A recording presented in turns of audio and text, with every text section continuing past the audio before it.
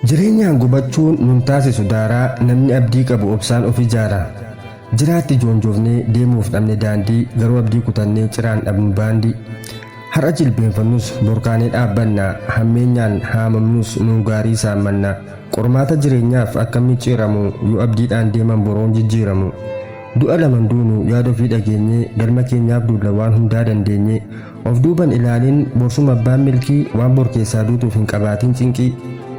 Agabuu kee bultee qullaan deemin malee duuti yoom jireenyaaf nama addaan calale. Kaayyoo kan kees yaadaa uumaa keef jiraadhu hunduu qooda isaati hiree kees hirmaadhu wanta yaaddeen dumaa bor arguun keen oodu. Yaaddoo simmoo hin qabdu sila galte kooluu.